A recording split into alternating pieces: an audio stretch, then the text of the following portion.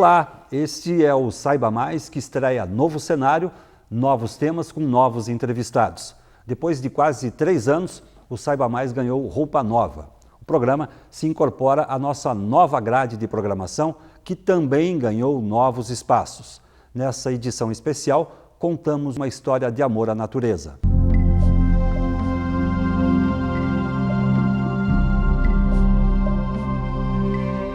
No começo era só uma paixão pela caça submarina. Foi na década de 50 quando o seu Walter Heckmann conheceu o mar e transformou a paixão em um grande amor pelas conchas. Começou a se dedicar à coleta em intercâmbio com colecionadores de todo o mundo.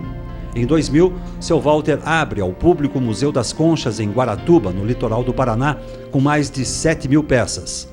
Em seguida, o museu passa a ser conhecido como a Sociedade de Desenvolvimento da Malacologia, o estudo das conchas.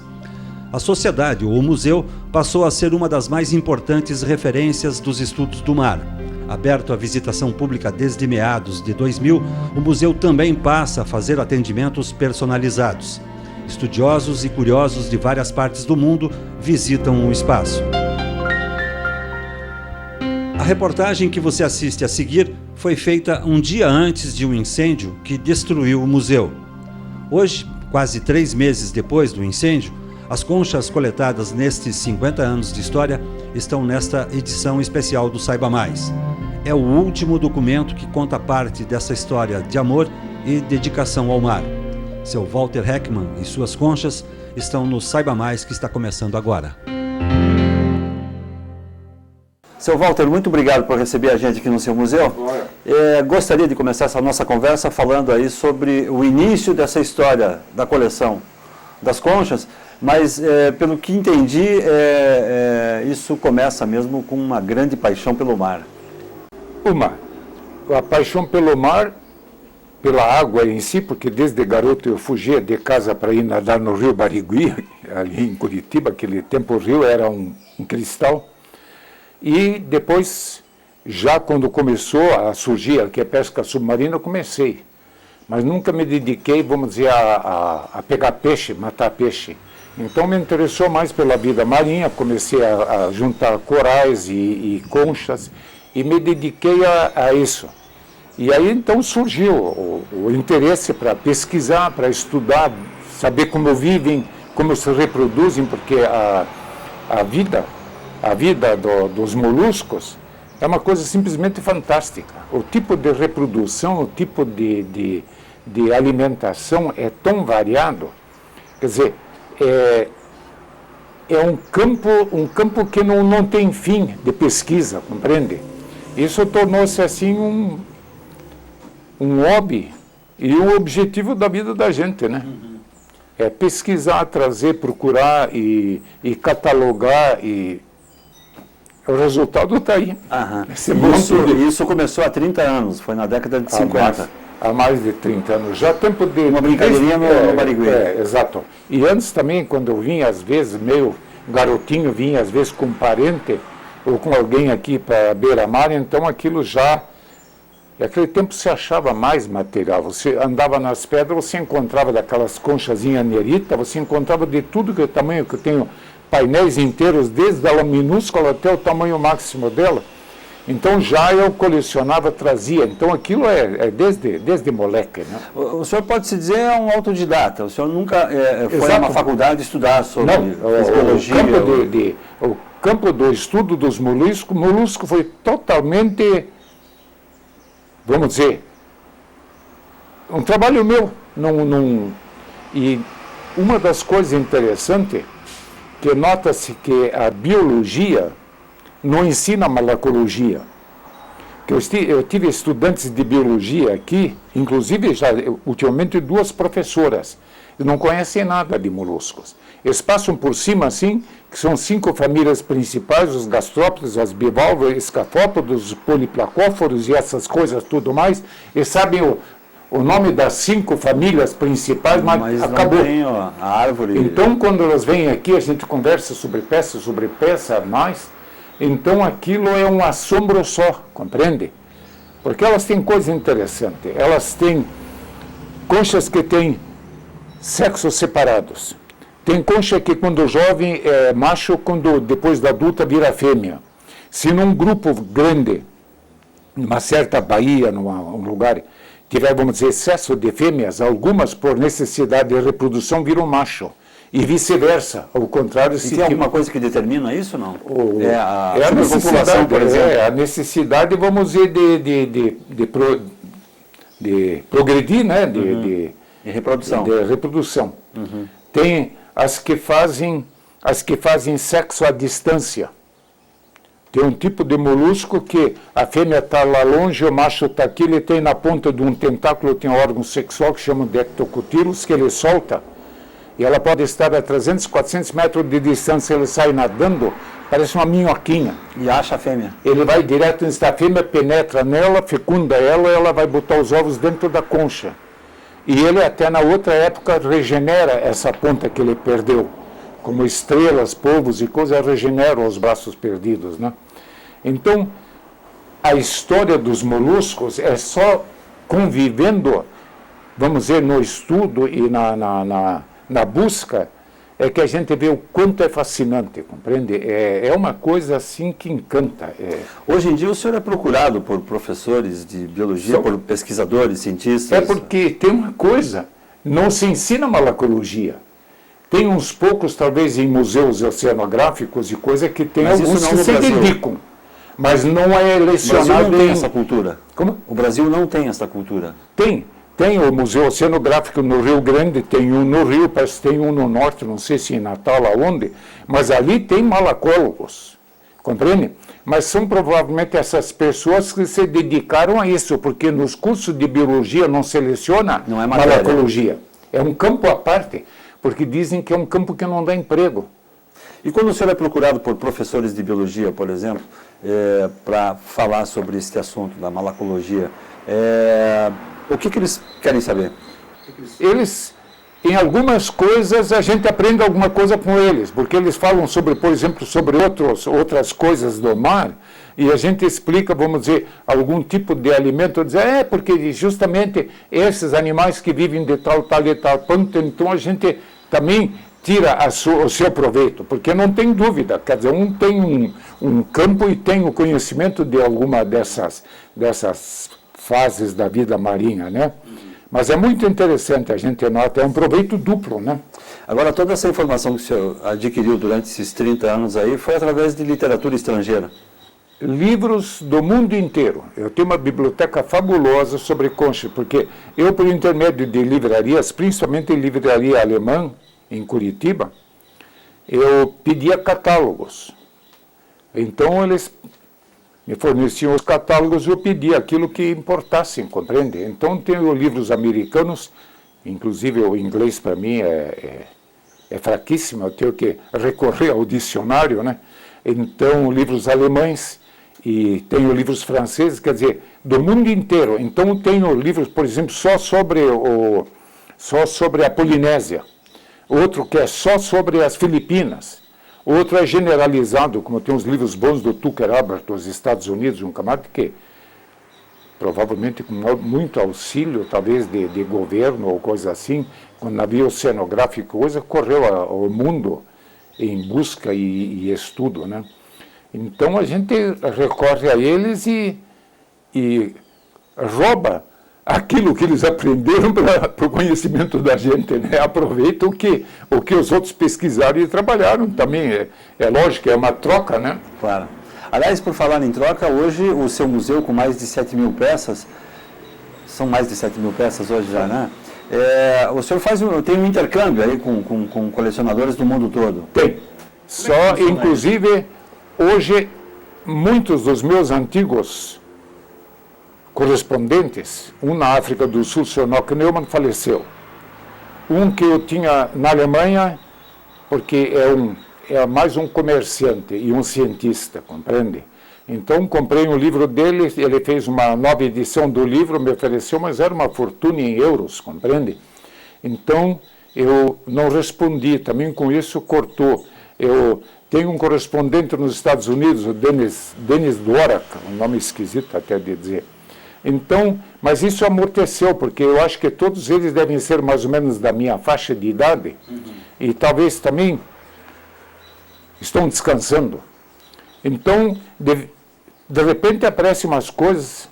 Me apareceu no dia 2 de janeiro, aqui, uma senhora parou ali no portão, eu olhei ela assim, digo, poxa, eu já vi essa mulher, ela e o marido. E 2 crianças, eu já ia dizer que criança não podia entrar, mas eu me refreiei. E era fora de hora. Eu já tinha fechado o museu. Mas não era um visitante comum. Aí ela disse, seu Walter, eu vim cumprir a minha promessa. Aí eu digo, olha, vai me perdoar, mas eu com essas milhares de pessoas, eu não me lembro exatamente, eu sei que não me é desconhecida. Zé, eu tinha lhe prometido trazer umas conchas de Cuba. E estava com uma caixinha assim, feito um pacote de presente.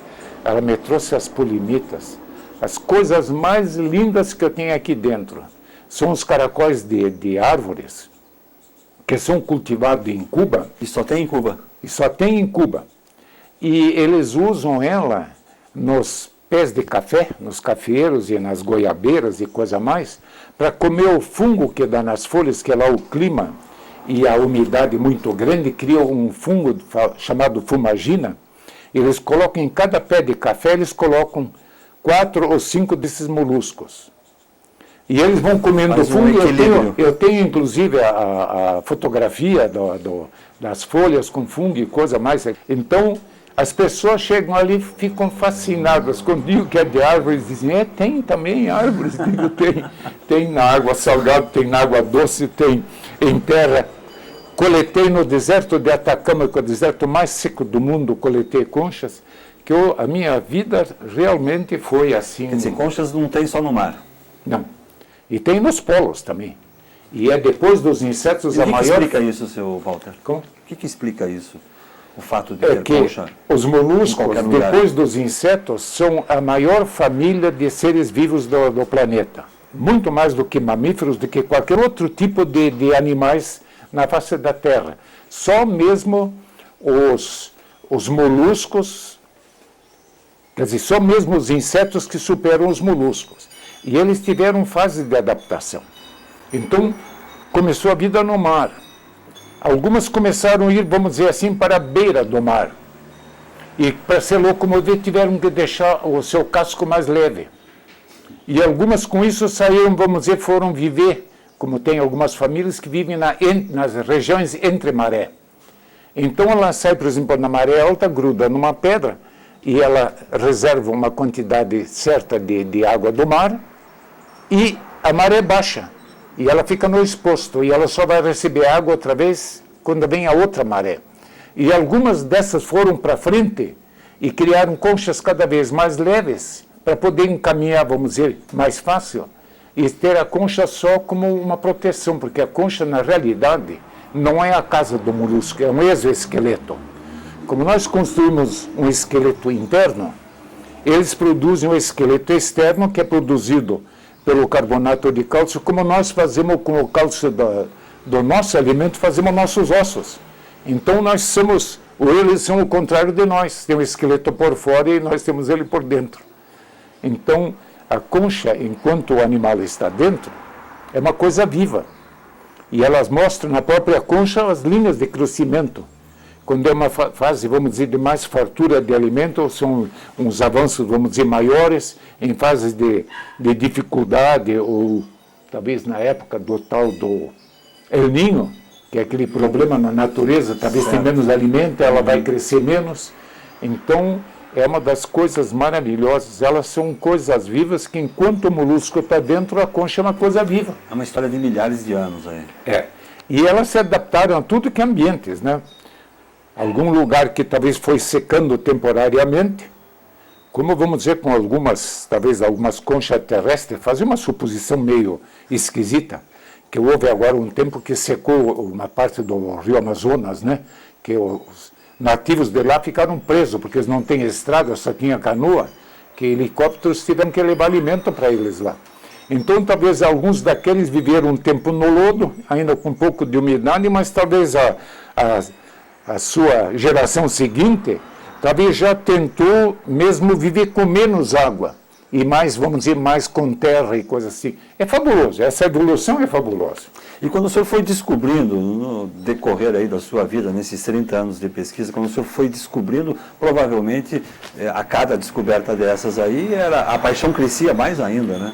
Cada vez o fascínio aumenta, porque traz assim uma riqueza de informação, de informação, e você fica compreendendo, inclusive, a insignificância do pouco tempo de vida que nós temos.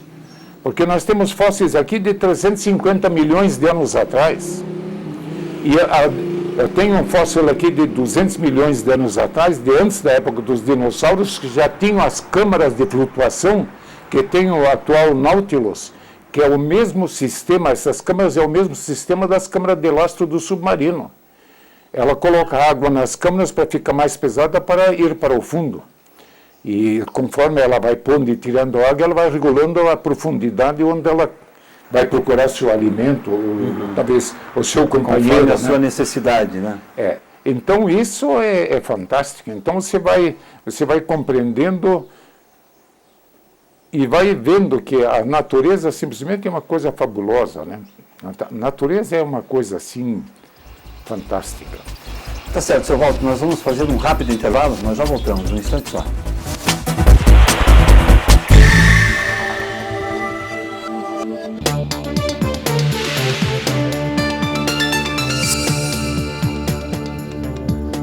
Acesso livre às pesquisas realizadas pela Universidade Federal do Paraná. Toda pessoa da comunidade pode acessar a página da UFPR. No menu lateral esquerdo encontrará o Guia de Fontes em Pesquisa. Digitando palavras-chave de sua área de interesse, por exemplo, transgênicos, água, petróleo, encontrará uma série de projetos de pesquisa realizados por pesquisadores da UFPR, uma síntese de cada projeto e a maneira como fazer contato com esse pesquisador.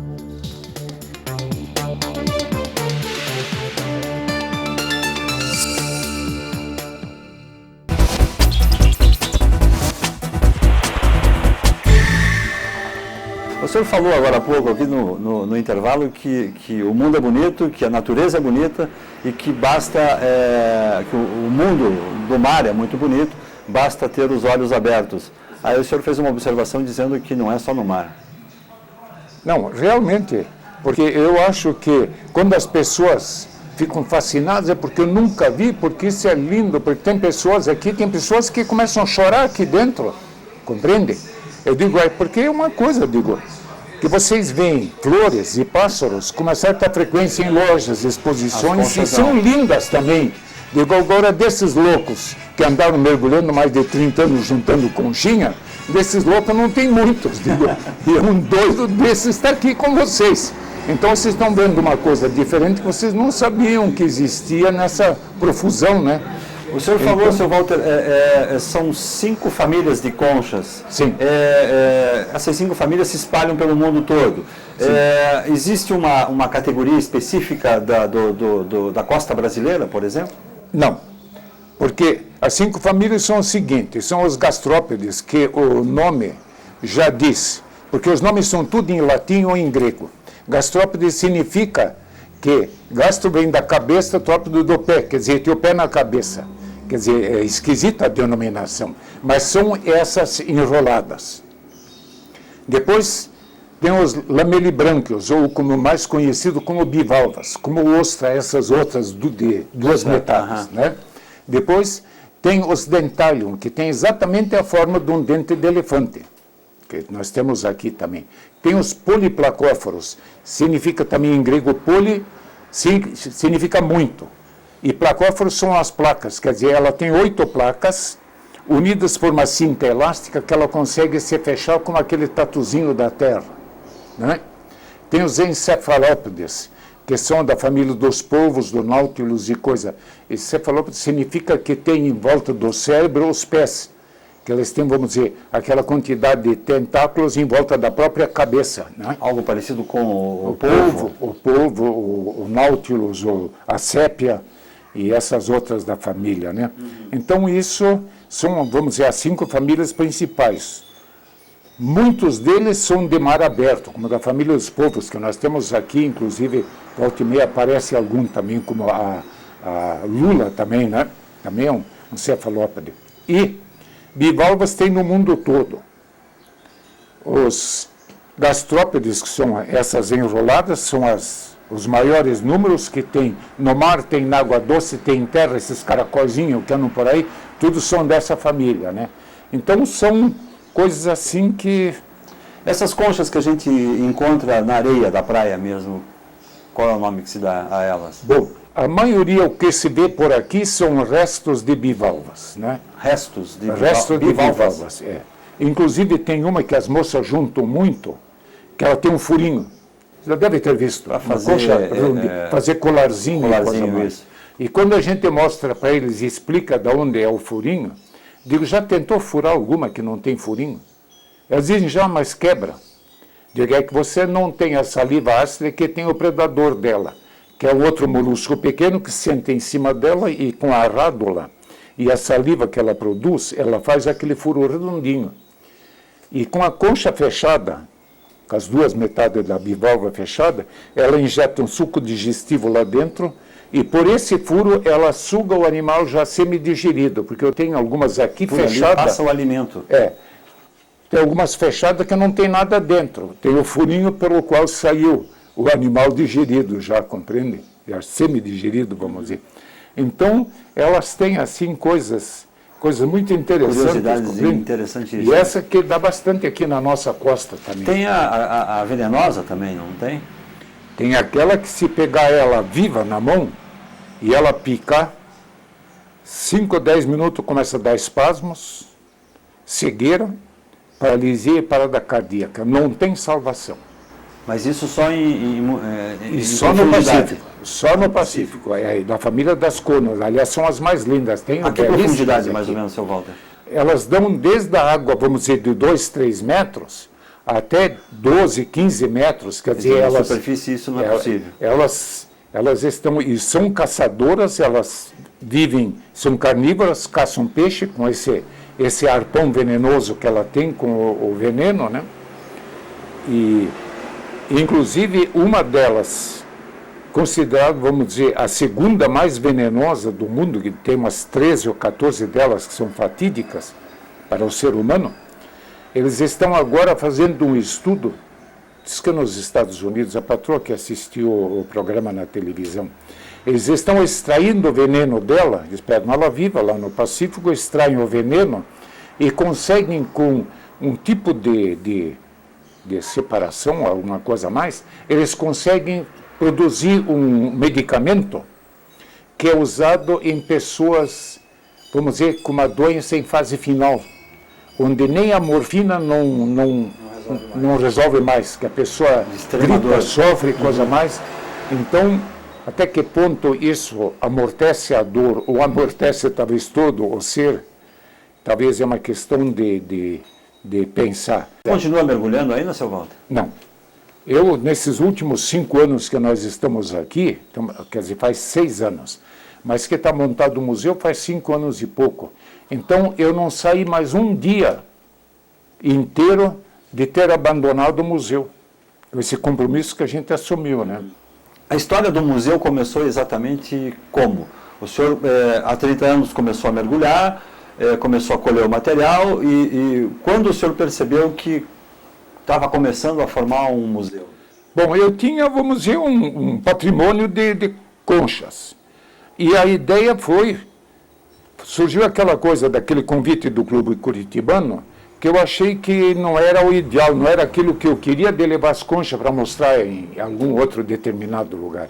Então, a ideia não era mostrar, era guardar. Era guardar.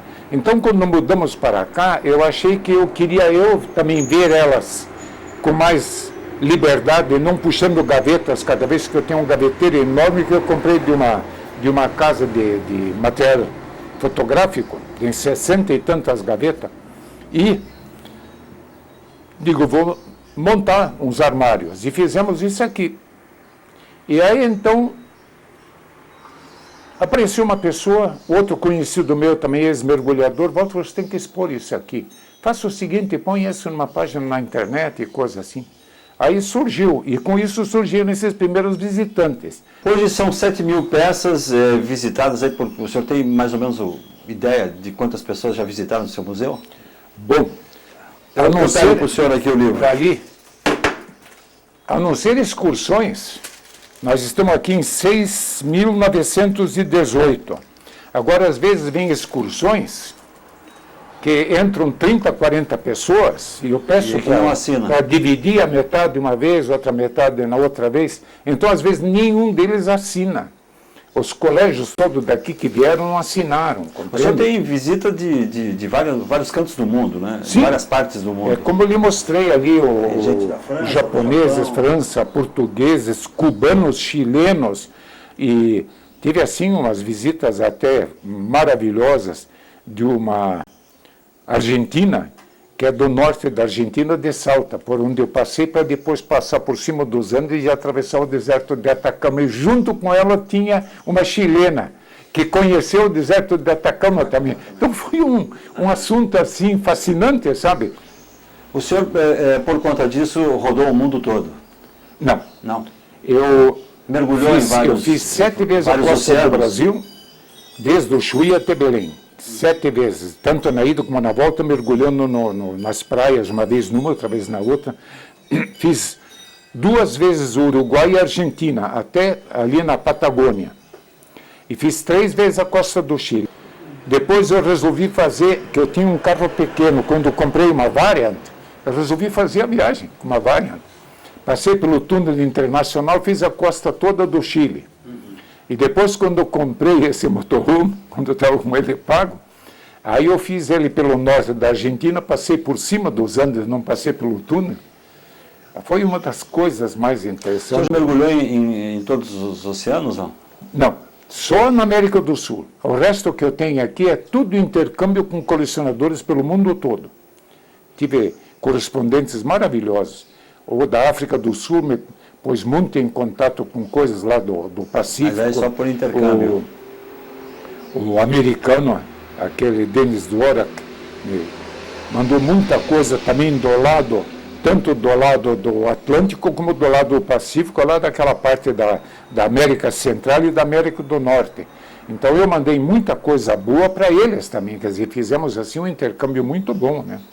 O senhor disse que não é necessariamente a família que ocorre com frequência na costa brasileira, por exemplo, Sim. Não ocorre em outro oceano. O que nós temos aqui que eles não têm lá, por exemplo? Bom, nós temos uma concha, aquela maior que aparece ali, que eu tenho ela desde pequenininha, assim, toda a série de crescimento até ela chegar naquele tamanho máximo. É a maior concha do Brasil, que só dá no Brasil, é endêmica. Ela dá da Bahia até o Ceará. Ela não dá para o sul porque a água para ela é muito fria. Ela não dá depois do Ceará, porque a água lá é muito misturada com a água do Amazonas e ela necessita de uma certa salinidade. Então, respondendo à sua pergunta, cada uma tem a sua exigência de temperatura, de salinidade, de profundidade. Então tem conchas que só dá aqui, tem conchas que só dá na África do Sul, lá embaixo na ponta. Então essas são essas coisas que se chama endêmica, quer dizer, ela só dá numa certa região. Como aquela terrestre de Cuba, só dá ali. Inclusive eles fazem questão de que ela não possa sair viva de lá. Dá para dizer que o senhor, nessa coleção de 7.000 peças aí, tem a mais importante, a que o senhor Eu tenho mais algumas admira? raríssimas. Eu tenho algumas raríssimas que pensa-se que talvez tenha talvez uma outra em algum museu e trocado por peças raríssimas nossas aqui do Brasil, que eu consegui com os jangadeiros. Eu consegui uma concha que só dá em vísceras de peixe de grande profundidade. E essa concha, ela quando é pescado esses peixes com linha de grande profundidade, eles passam a mão na parte da barrigada e se tiver uma coisa eles cortam e tiram a concha. E lá eles inclusive chamam de búzio legítimo. Porque raras vezes quando pegam um peixe tem a concha. Porque ele engole a concha faz a digestão da parte do molusco, da parte mole, e ele lá naquele fundão, na região abissal, ele regurgita, gospe a concha fora, porque a saída anal dele é muito fina. Então essa concha muito pouco aparece, eu consegui 5 uma vez. É uma raridade. E aí eu falei dúvida. com o jangadeiro, que tornou-se amigo da gente, que até me deu uma daquelas trombetas feitas de concha, e ele me guardou para outra viagem, ele me guardou e eu consegui 20. E isso, quando chegou no ouvido dos colecionadores pelo mundo todo, e que um entra em contato com o outro, me ofereceram as coisas mais preciosas que eu tenho aqui, compreende? Então, isso foi assim um tipo de um, vamos dizer, quase como um dólar. Um dólar grande prêmio mesmo. É. A primeira concha o senhor tem ainda, não? Ou não, nem lembra qual foi a primeira? Não, aí foram conchas comuns daqui da nossa costa, que a gente junta uma, depois encontra uma mais perfeita, joga aquela pior fora, porque talvez já estava arranhada ou riscada. Então isso foi amontoando, foi crescendo, assim meio desordenado no começo, né? Então, ok, senhor Walter, obrigado pela atenção. Foi uma satisfação. Saúde e paz. Tudo que é de bom também. Obrigado. Felicidade para você.